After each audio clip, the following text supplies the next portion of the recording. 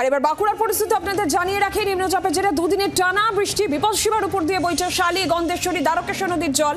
আর সকাল থেকে দ্বারকেশ্বর নদীর উপরে মিনাপুর ভাদুল সেতু, অন্যদিকে গন্ধেশ্বরী নদীর উপরে থাকা মানকানালি সেতু, সমস্তই সেতু জলের তলায়। বরজুড়া ব্লকের বৃন্দাবনপুর অঞ্চলে সেখানে শালি নদীর উপর ভৈরবডাঙ্গা সেতু হোক কিংবা বাকি যে সেতুগুলোর কথা বলছিলাম, একেবারে জলের তলায় সেতু, যার ফলে চরম সমস্যায় দুপারের বাসিন্দারাই।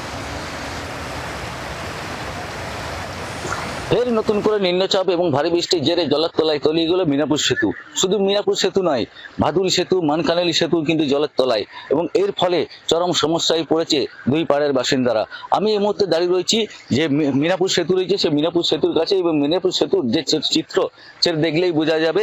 গ্রামের মানুষজন যেটা জানাচ্ছেন যে গতকাল পর্যন্ত যে জলস্তর, সেই জলস্তর অনেকটাই কিন্তু কম ছিল, এবং গতকালের পর থেকে ধীরে ধীরে জলস্তর বৃদ্ধি পেতে শুরু করেছে, এবং এই মুহূর্তে যে মিনাপুর সেতু, সেই মিনাপুর সেতু সম্পূর্ণভাবে জলের তলায় তলিয়ে গেছে, এবং এর ফলে যে যাতায়াত, সেই যাতায়াতের কিন্তু সমস্যার সম্মুখীন হতে হয়েছে এলাকার মানুষদের।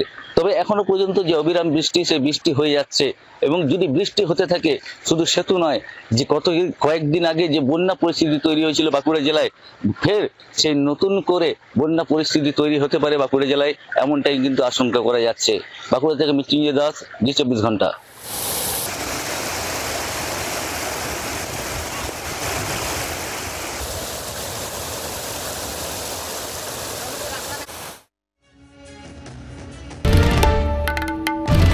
বাংলার আওয়াজ, বাঙালির আবেগ, জি 24 ঘন্টা।